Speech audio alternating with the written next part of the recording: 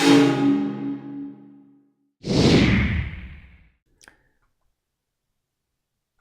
Chapter 4, we're going to talk about the atom. First, let's define what an atom is. The name atom comes from this guy, Democritus. He was a Greek philosopher, and he was among the first to suggest the existence of atoms.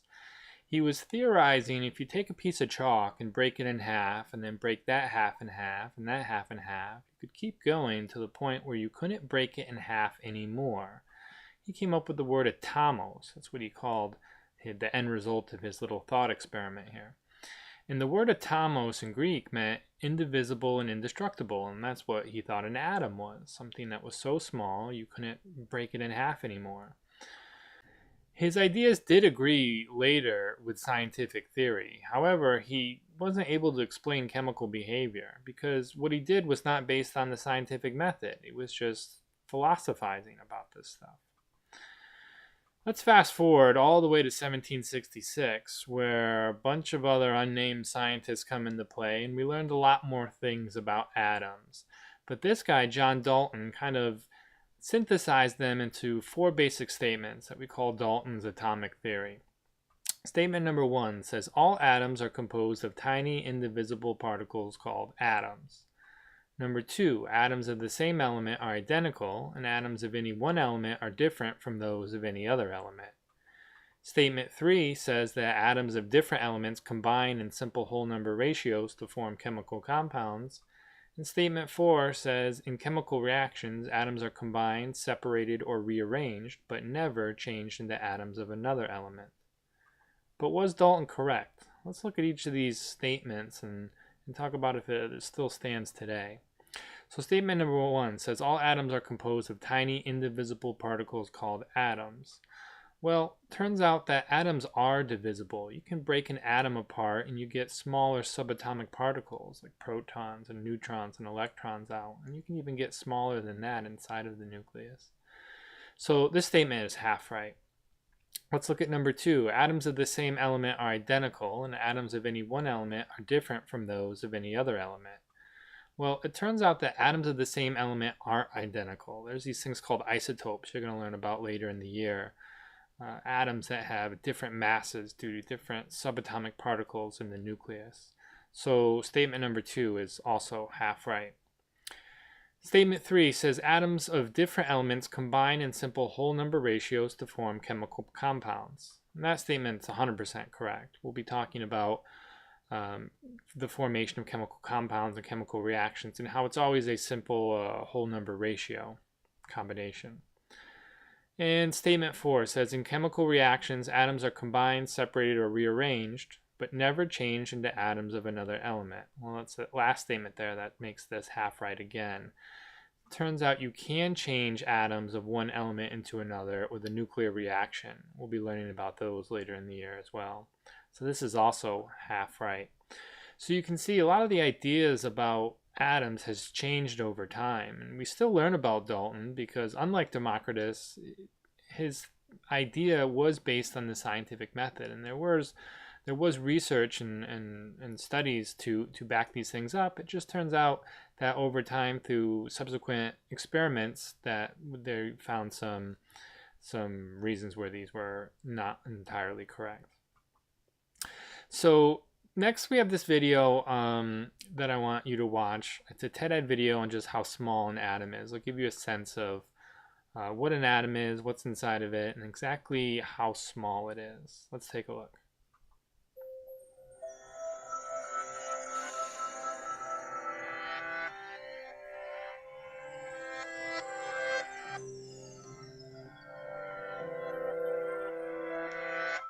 You probably already know that everything is made up of little tiny things called atoms.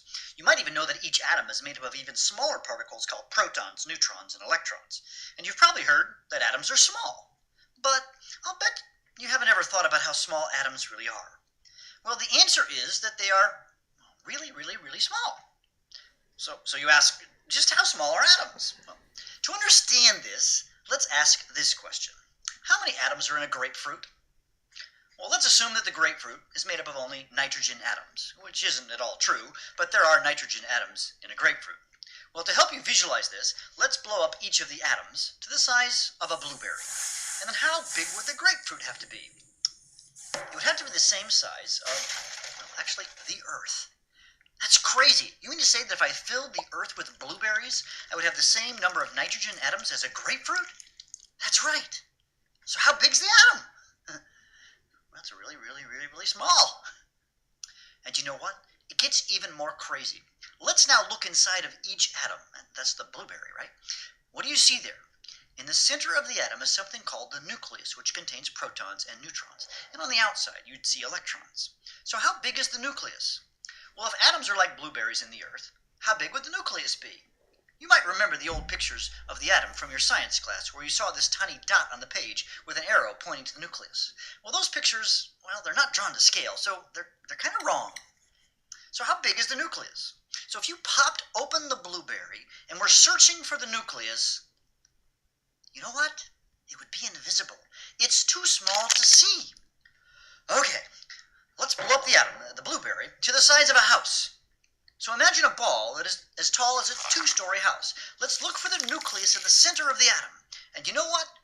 It would just barely be visible. So to get our minds wrapped around how big the nucleus is, we need to blow up the blueberry up to the size of a football stadium. So imagine a ball the size of a football stadium, and right smack dab in the center of the atom, you would find the nucleus.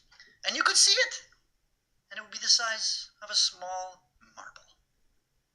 And there's more. If I haven't blown your mind by now, let's consider the atom some more.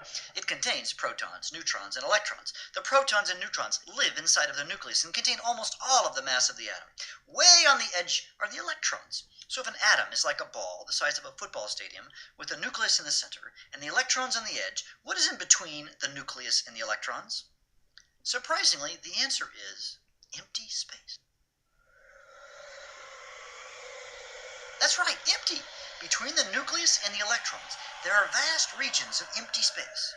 Now, technically, there are some electromagnetic fields, but in terms of stuff, matter, it is empty.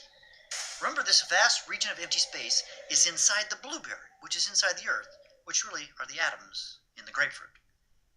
Okay, one more thing, if I can even get more bizarre. Since virtually all of the mass of an atom is in the nucleus, now there is some amount of mass in the electrons, but most of it is in the nucleus. How dense is the nucleus? Well, the answer is crazy. The density of a typical nucleus is 4 times 10 to the 17th kilogram per meter cubed.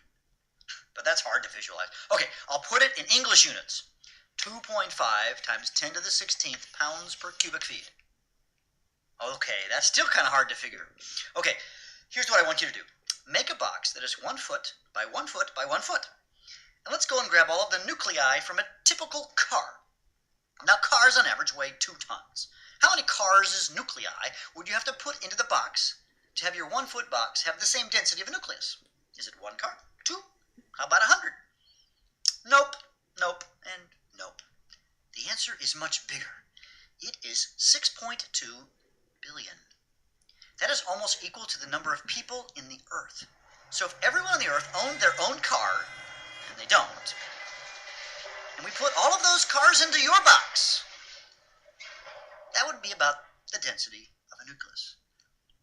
So I'm saying that if you took every car in the world and put it in your 1 foot box, it would have the density of 1 nucleus. Okay, let's review. The atom is really small. Think atoms in a grapefruit, like blueberries in the Earth. The nucleus is crazy small. Now look inside the blueberry and blow it up to the size of a football stadium, and now the nucleus is a marble in the middle.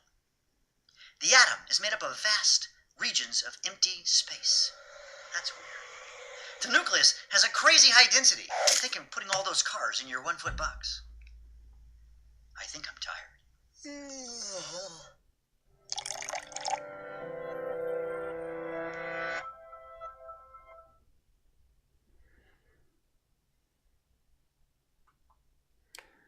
Just a couple more fun facts on how small an atom is. An aluminum atom is 0.0000003 centimeters wide. That's 3/100 millionths of a centimeter. If you take a penny and you look at how many copper atoms it has about 2 times 10 to the 22 atoms. That number in decimal notation would be that, which is 20,000 billion atoms, which is 3 trillion times more atoms than there are people on the Earth. Let's wrap things up. We learned atoms are very small, and they're made of things like protons, neutrons, and electrons. They're also really, really dense. And we've also seen that the concept of the atom has changed over time, and it's likely to continue to change as time goes on. In the next couple of videos, we're going to learn more about the history of the discovery of the atom and parts of the atom and how that's shaped our model of what an atom is and what it looks like.